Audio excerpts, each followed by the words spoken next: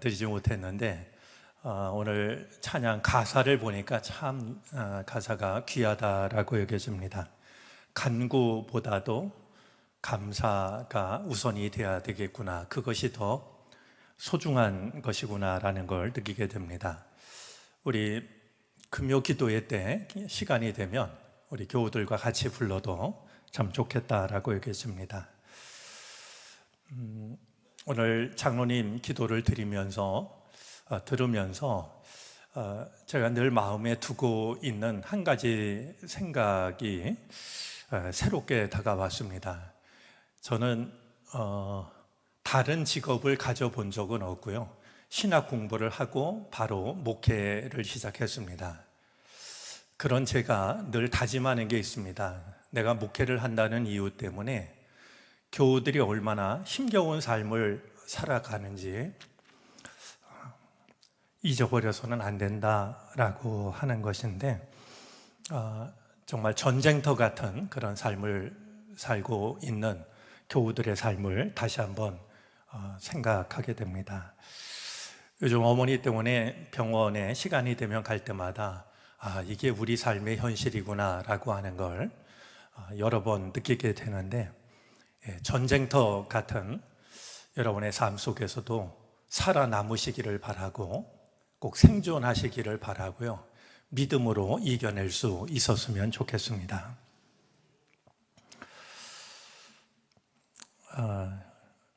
우리는 떠날 수 있을까? 감사의 땅으로. 우리는 지난 3일 동안 우리를 가로막는 것들이 무엇이 있을까? 은혜의 바다를 향해서 마음껏 나아가기를 바라는 것이 하나님의 뜻인데, 바다를 바라만 보고 혹은 그 은혜의 바다를 향하고자 하다가도 또 작은 물결 보고 두려워서 움찔 뒤로 물러서는 과연 우리는 은혜의 바다를 향해서 떠날 수 있는 걸까? 젖과 꿀이 흐르는 땅, 하나님께서 약속하신 땅, 진정 어린 감사의 땅이 어딘가엔 있는데 우리가 과연 그 땅을 향해서 떠나갈 수 있는가 하는 것이 이번 특별 새벽 기도에 우리가 마음으로 품고 있는 질문이자 꼭 그렇게 하자라는, 그래서 물음표 대신에 느낌표를 달았던 그런 시간을 우리가 보내고 있습니다.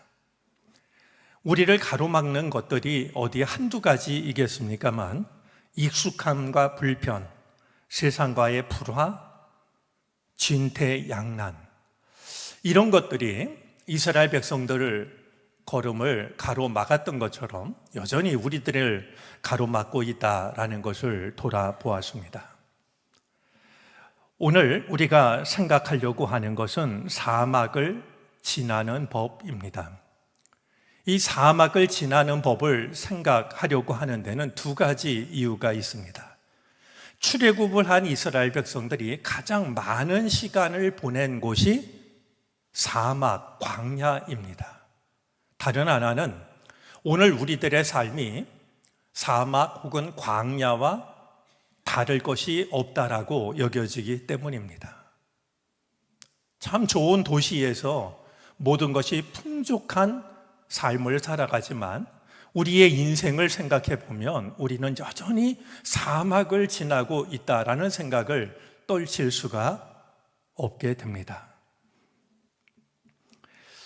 그런 점에서 우리가 사막과 다를 것이 없는 이 세상을 어떻게 살아가야 될까? 감사의 땅으로 가기 위해서 우리는 사막을 어떻게 건너야 할까 하는 것을 오늘 함께 살펴보려고 합니다. 스티브 도나휴라는 사람이 쓴 사막을 건너는 6가지 방법이라는 책이 있습니다. 한번 이번 특별 새벽 기도회를 계기로 이렇게 정독을 하셔도 좋을 거라고 여겨집니다. 그가 친구와 함께 사하라 사막을 횡단한 뒤에 자신의 경험을 가지고 이 책을 썼는데요, 그는 이렇게 말하고 있습니다. 인생이란 사막을 건너는 것과 같다. 끝은 보이지 않고 길을 잃기도 하며 오도 가도 못하는 신세가 되었다가 신기루를 쫓기도 한다. 언제 건너편에 다다를지 알 수가 없다. 우리 인생도 많은 부분이 그 모습과 닮았다. 우리가 이해하려고 하는 그것을 이 스티브 도나후유라는 사람은 먼저 사막을 건너므로써 경험을 했고, 그 사막을 건너는 6가지 방법을 자신의 경험을 통해서 들려주고 있는데요. 첫 번째입니다. 지도를 따라가지 말고 나침판을 따라가라 라는 겁니다. 그는 먼저 생텍스베리가 했던 말을 들려주는데요. 나는 지도를 보면서 하룻밤을 꼬박 세웠다. 하지만 다 소용없는 일이었다. 내가 어디에 있는지 알 수 없었으므로. 지도를 보면서 내가 어디로 가야 할지 하룻밤을 꼬박 세웠지만 소용이 없었다는 거예요. 내가 지도 어디쯤에 있는지를 알 수 없었기 때문에 말이죠.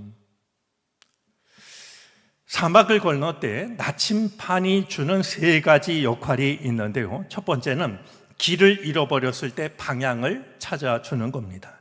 두 번째는 우리를 더 깊은 사막으로 이끌어 주는 겁니다.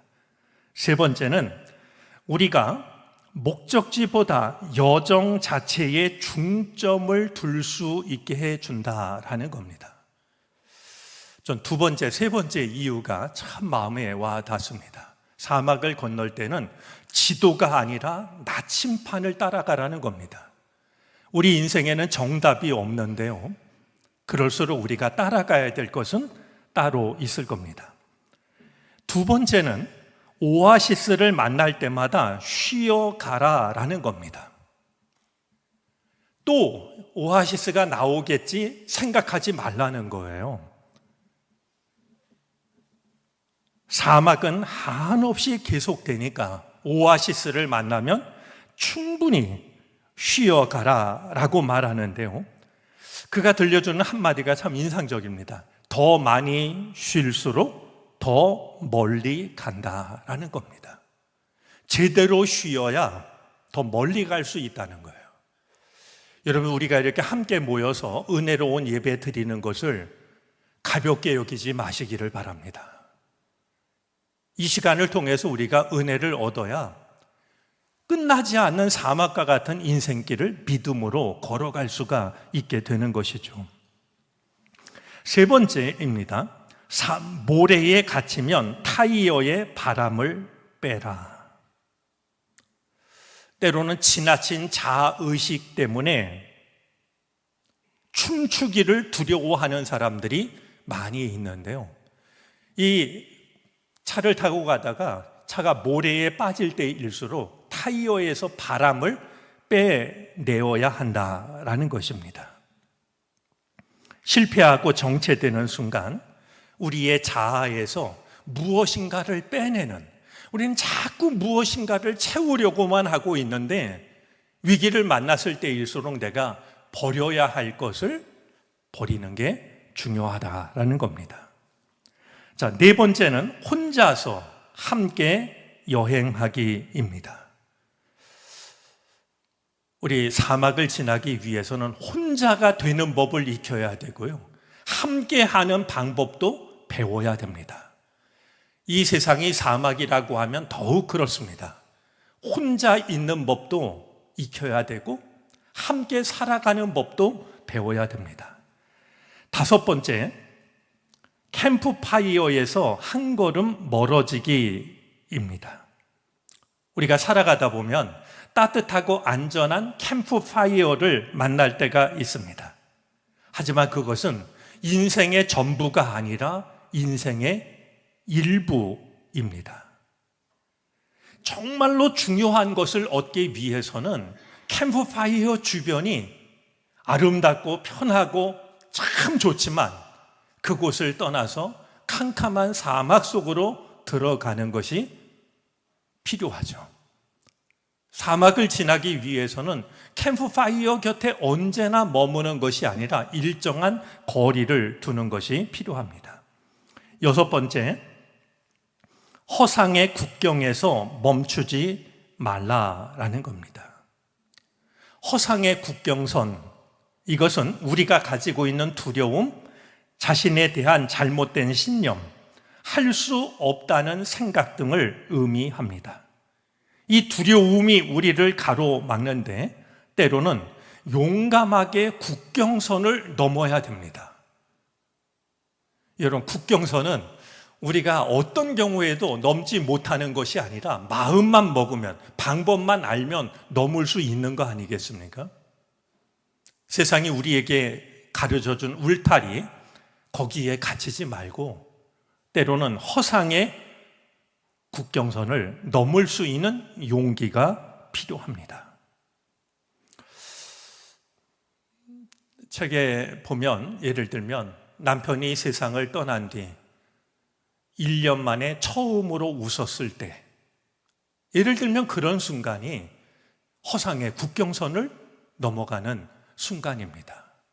신입사원이 열심히 일한 뒤에 첫 번째 휴가를 경험했을 때, 그런 순간들이 허상의 국경을 넘어서는 것이죠. 내가 할 수 없다라고 나를 가로막고 있는 그 허상의 국경선 안에 갇히지 말고 그것을 넘어설 때 우리는 사막을 지나갈 수가 있게 됩니다. 자, 그렇다면 광야길을 40년간 지나간 이스라엘 백성들은 어떻게 지나갔을까요? 스티브 도나휴가 사하라 사막을 건넌 뒤에 사막을 건너는 6가지 방법을 우리에게 일러주고 있다면, 이스라엘 백성들은 광야길을 40년 지나감으로써 우리에게 무엇을 전해주고 있을까요? 이스라엘 백성들이 지나간 광야에는 몇 가지 특징이 있습니다. 길이 없고 표지판이 없습니다. 물을 살 수 있는 편의점도 없고, 다치면 찾아갈 수 있는 약국이나 병원도 없습니다. 잠시 시원하게 라고 그러나요? 시원하게 차 한 잔을 마실 수 있는 좋은 카페가 있는 것도 아닙니다. 여인숙이나 호텔이 기다리고 있는 것도 아니죠. 없는 것들 투성이입니다. 또한 목적지가 어디인지 모릅니다. 왜냐하면 한 번도 가본 적이 없는 길이기 때문입니다.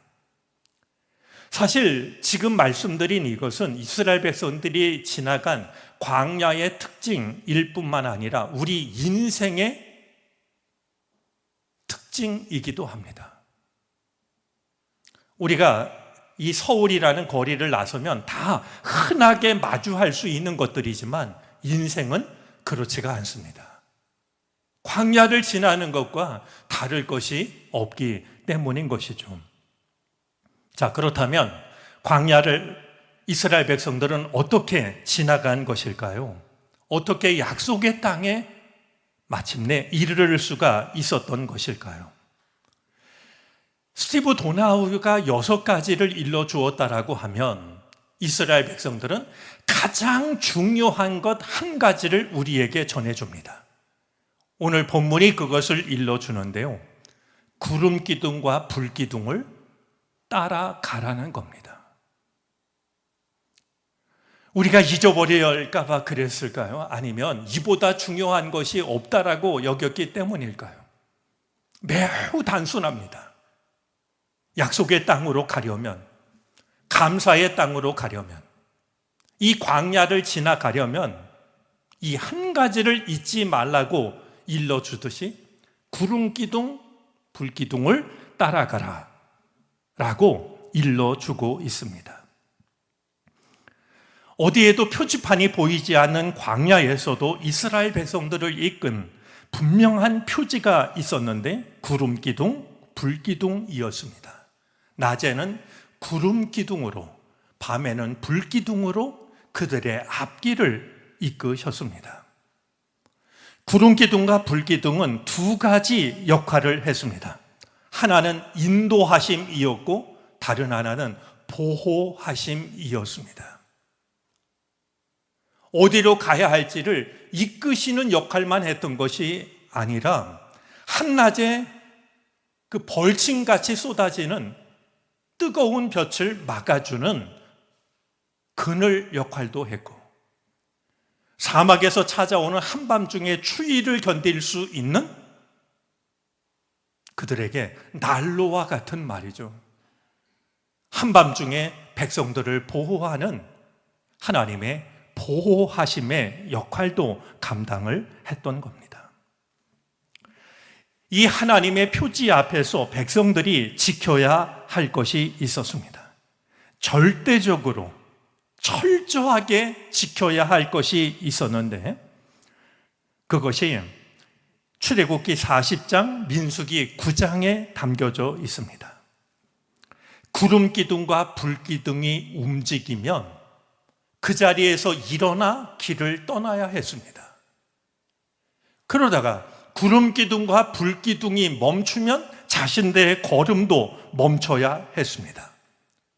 이것은 낮이나 밤이나 마찬가지였습니다. 때로는 이 구름 기둥과 불 기둥이 멈춰 있는 시간이 하루나 이틀일 때도 있었지만, 성경 말씀에 의하면 어떤 때는 한 달, 어떤 때는 몇 달씩 한 장소에 머물러 있어야 했습니다. 여러분, 이것은 하나님의 철저한 훈련이었습니다. 생각해 보십시오. 먼 길을 걸어서 피곤한데 여기서 한 이틀 정도 쉬어가면 좋겠다 싶은데 또다시 구름기둥, 불기둥이 움직였다라고 하면 일어나기가 얼마나 어려웠을까요? 물도 넉넉하고 천막을 칠 곳도 넓고, 여기라면 몇 년이라도 살 수 있겠다 싶은데 구름기둥, 불기둥이 움직인다면 자리에서 일어나 그것을 따르기가 쉬웠을까요? 아니, 여기에서 도대체 우리를 어떻게 머물라 한단 말인가? 너무나 불편하고 위험한데 구름기둥, 불기둥이 움직이지 않으면 한 달 혹은 몇 달을 그곳에서 지낼 수가 있었을까요? 생각해 보면 어느 것 하나, 어느 순간 하나 쉬운 순간은 없었을 겁니다. 하나님은 지금 하나님의 백성들이 약속의 땅, 감사의 땅으로 가기 위해서 무엇이 필요한지를 철저하게 훈련시키고 있었던 겁니다. 이것을 말이죠. 삶의 방향과 속도를 내가 정하지 말라는 겁니다. 우리는 이것을 잘 정하는 것이 성공으로 가는 길이라고 생각하며 살아갑니다. 세상은 우리에게 그것을 가르쳤고 우리는 그것을 따르며 살아갑니다. 방향과 속도를 가장 최선의 것으로 정하는 방법을 우리는 배우고 있고 경험하고 있습니다. 그런데 광야길을 지나가는 이스라엘 백성들에게 하나님이 철저하게 훈련시키고 있는 것은 삶의 방향, 삶의 속도를 너희들이 정하지 말아라. 내가 정하겠다. 너희는 다만 그것을 따라오라라고 백성들에게 말씀하시고 그것을 날마다 매 순간마다 훈련시키셨던 겁니다. 우리가 다시 한번 떠올리면 좋겠다 싶은 게 있습니다. 하나님께서 홍수로 이 세상을 멸하실 때 노아를 통해서 세상을 구원하십니다.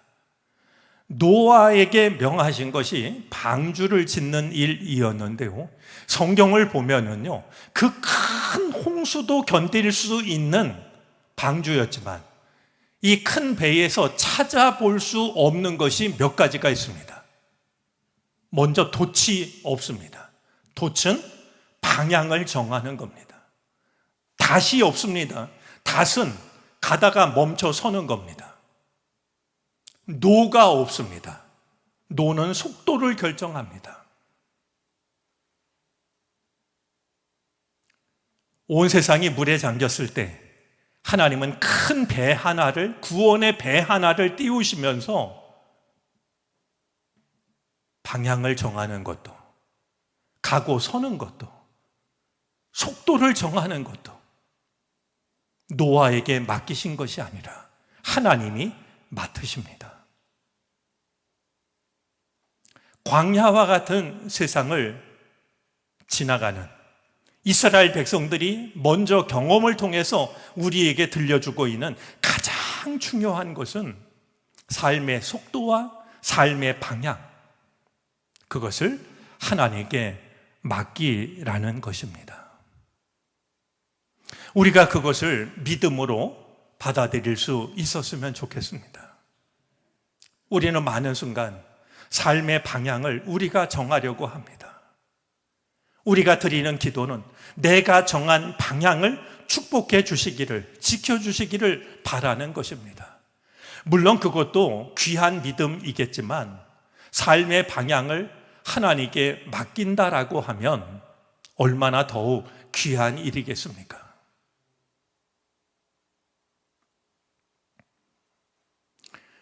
나침반은요, 우리가 원하는 모든 방향을 알려주지 않습니다. 길을 잃어버렸을 때 나침반을 꺼내 들면 나침반 바늘이 파르르 떱니다.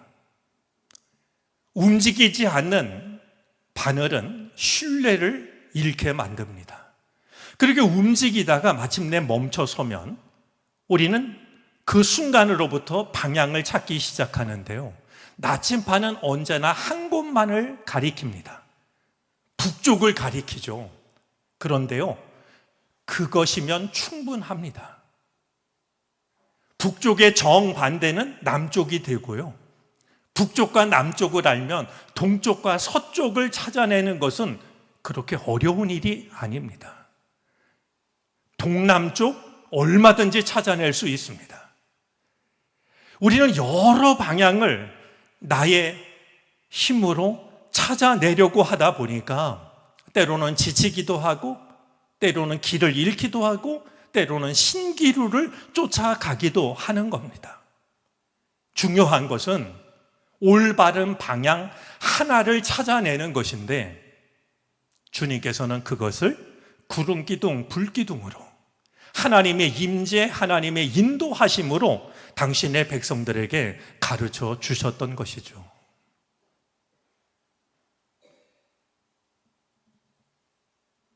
삶의 방향, 삶의 속도를 나에게 맡겨라. 구름기둥과 불기둥은 오늘도 우리들에게 가장 중요한 이 한 가지 사실을 일러주고 있습니다. 내가 삶의 방향과 속도를 나에게 맡긴다면 너는 광야를 지날 수가 있을 것이다. 마침내 젖과 꿀이 흐르는 땅에 들어갈 수 있을 것이다. 일러주고 계시는 것이죠. 우리가 즐겨 부르는 복음성가 중에 주님 말씀하시면 이라는 복음성가가 있습니다. 가사가 다음과 같은데요,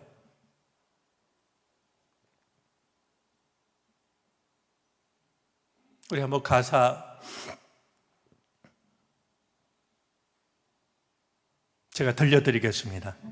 주님 말씀하시면 내가 나아가리라.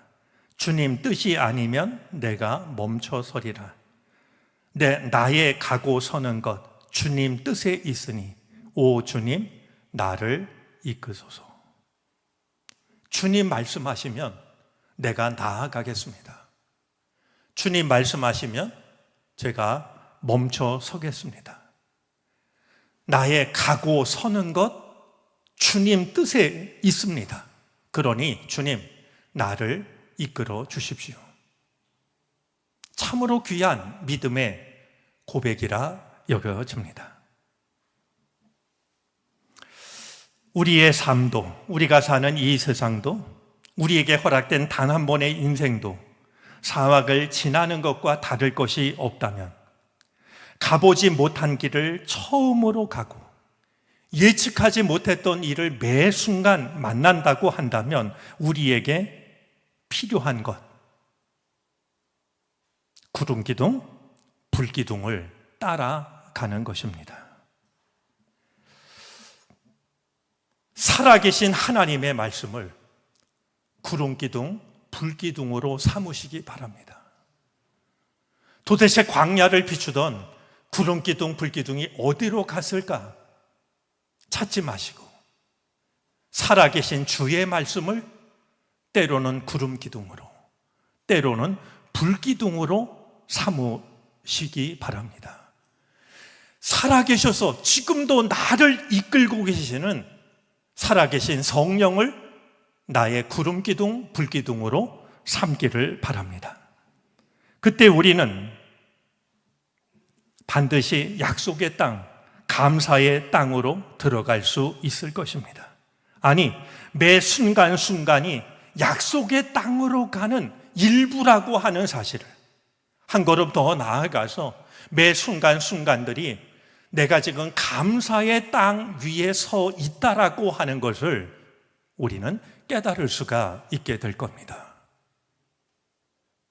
하나님의 말씀을, 살아계신 성령을 구름기둥, 불기둥으로 삼으셔서 나의 마지막 걸음이 진정 어린 감사의 땅에 닿을 수 있도록, 그보다 더 귀한 지금 내가 서 있는 바로 이 자리가 진정 어린 감사의 땅, 하나님의 인도하심 안에 있는 땅이라고 하는 것을 깨달을 수 있는 우리 모두가 되어질 수 있기를 바랍니다.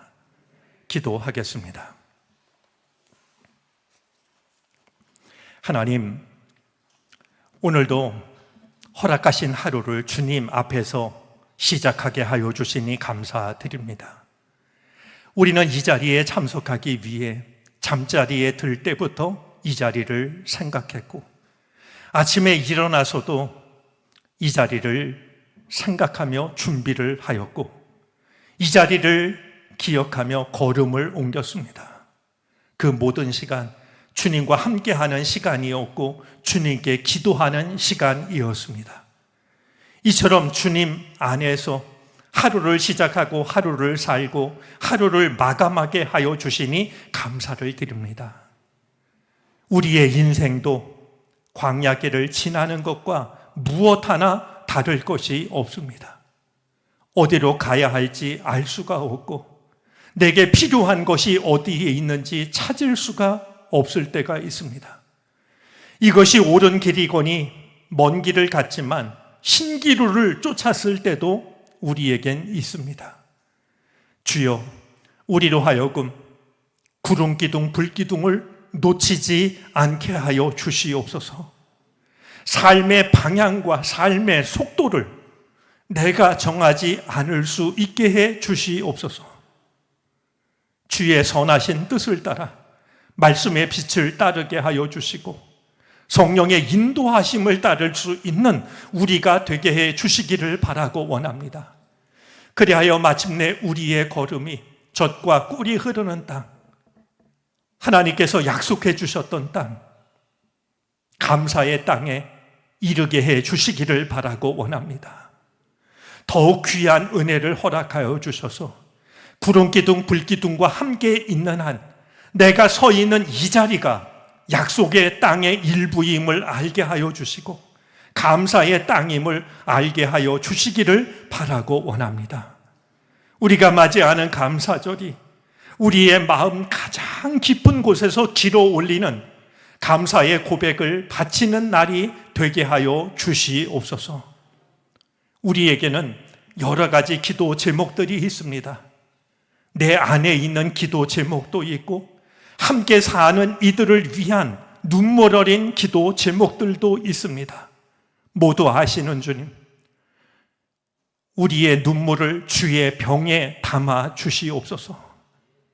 간절한 마음으로 기도할 때 무엇 하나 주님 외면하지 마시고 받으시고 기억하시고 응답해 주시옵소서. 어떤 경우에도 우리는 하나님의 사랑 안에 있사오니 주여 우리를 다만 긍휼히 여겨 주시옵소서. 오늘도 하나님을 예배하고 하나님께 기도하고 주의 말씀을 마음에 품고 하루 일과를 시작합니다. 하나님의 사람으로 살아갈 수 있게 해주시고 우리가 있는 그곳에 하나님의 나라가 시작되게 해 주시옵소서. 감사 예물을 드리는 모든 손길, 그 손을 붙잡으시고 그 손을 풍성하게 하여 주시사 하나님 나라 기쁨으로 참여하는 은혜를 누리게 하여 주시고 어려운 이웃들의 손을 넉넉히 잡아줄 수 있는 기쁨을 누리게 하시옵소서. 지금은 우리 구주 예수 그리스도의 크신 은혜와 하나님 아버지의 헤아릴 길 없는 사랑하심과 구름기둥 불기둥으로 여전히 우리를 이끌어 가시는 성령의 인도하심이 하루의 처음 시간 주님을 바라보며 예배하고 돌아서는 우리 모두 가운데 이제로부터 영원토록 함께 계시옵기를 간절히 축원하옵나이다. 아멘.